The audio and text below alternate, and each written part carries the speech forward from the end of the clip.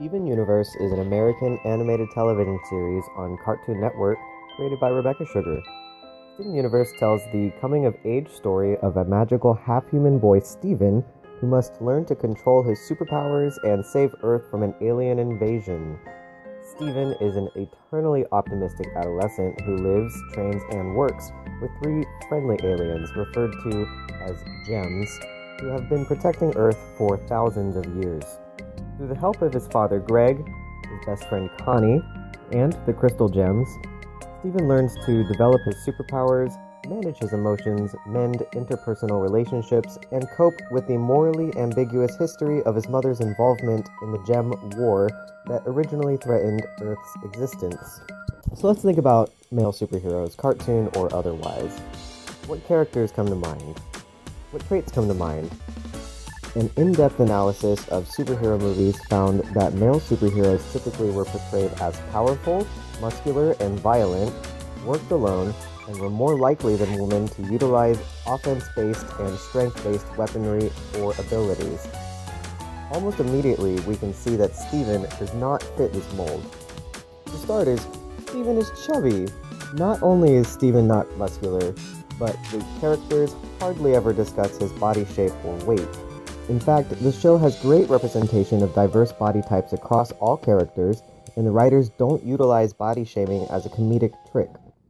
The one episode that did focus on physical build, Coach Steven, offers a direct confrontation to the emphasis on physical strength typically given to male superheroes.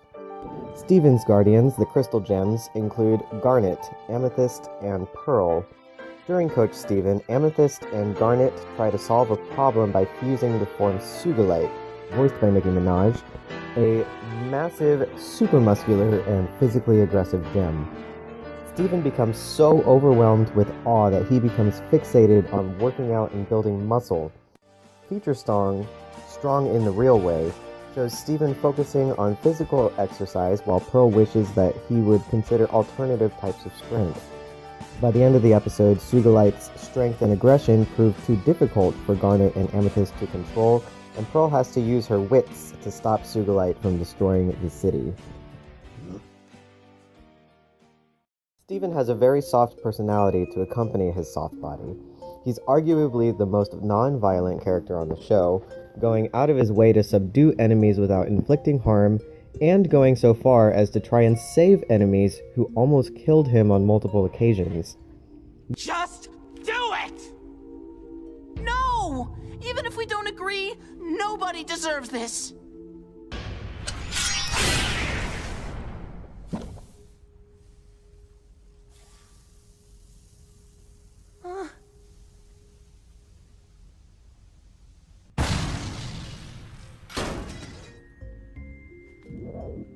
This stance of non-violence is integral to Steven's character. His main role as a battle member is that of the protector and healer. His weapon, his mother's shield, is defense rather than offense-based.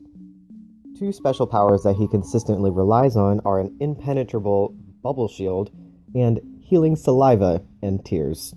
You have healing powers?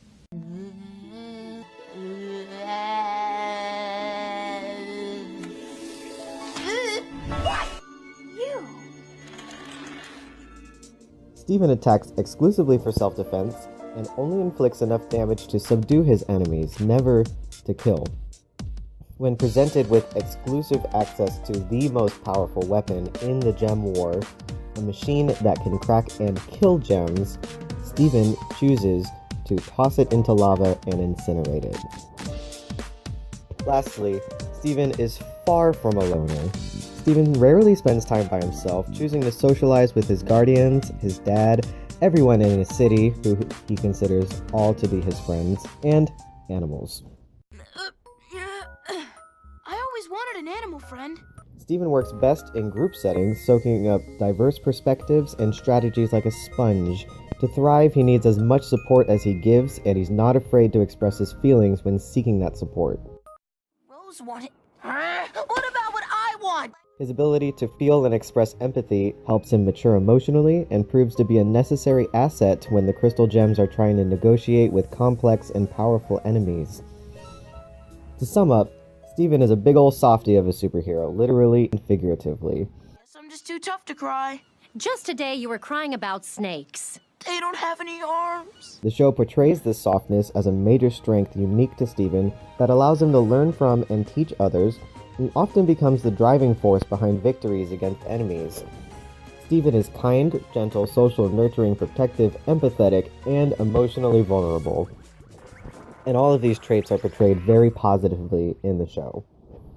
So, why is this important? It's just a kid's show, right? Well, first of all, Steven Universe appeals to many age groups. Family-friendly really just means that people from different generations can enjoy the same media. Even if cartoons aren't your thing, it is culturally significant that Steven Universe turned hypermasculinity on its head with its male protagonist. Steven and other characters consistently subvert Western gender norms. The show offers new representations of gendered characters and experiences, breaking down the gender binary for children and young adults. This can have a huge impact on the next generation's concepts of gender and gendered performance. Research shows that media portrayals of gendered characters communicate behavioral norms, reinforce cultural norms, and may influence gender-related attitudes for men and women. Additionally, children's self-esteem is impacted by television characters who represent their identities. Having a TV show on a popular kids network that represents masculine characters who positively express traditionally feminine behaviors, as well as feminine characters who positively express traditionally masculine behaviors, validates gendered experiences that deviate from the norm. This can undermine harmful stereotypes, contribute to a culture that celebrates gender diversity, and help children learn healthy ways of expressing their gender. Here are some important messages related to gender and hypermasculinity that children may pick up from Steven Universe. 1. It's normal to experience difficult emotions, and it is okay to express those emotions. 2. Asking for help is not a sign of weakness. 3. It's okay to enjoy things that are usually associated with a different gender. And 4. Some people aren't boys or girls, but a different gender altogether. The last note brings me to some quick facts about Steven Universe that are unique to children's media, and may have a positive impact on children and families. All of the gems are feminine presenting and canonically genderless. When Steven fuses with his best friend Connie, their fusion, Stevani, is canonically non-binary. The crystal gems refer to Stevani on screen using gender-neutral pronouns. And bonus, Beach City residents find Stevani incredibly attractive. The show also represents diverse family types, including single fathers, extended family households, nuclear families, and fictive kin.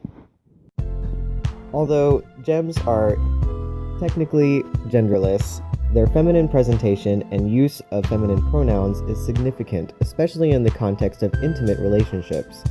Gem relationships are heavily queer-coded. For example, Garnet is the physical embodiment of a romance. She is a voluntary permanent fusion of two different gems who have a strong romantic relationship.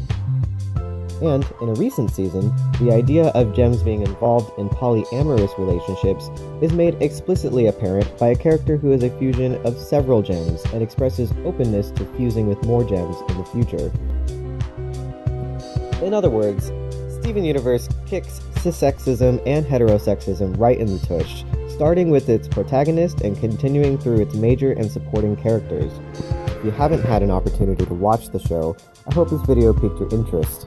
In addition to all the goodies I just discussed, the show features a killer soundtrack and a storyline that is at once hilarious, heartwarming, and intense. You can find episodes streaming on websites such as YouTube, Dailymotion, and Hulu.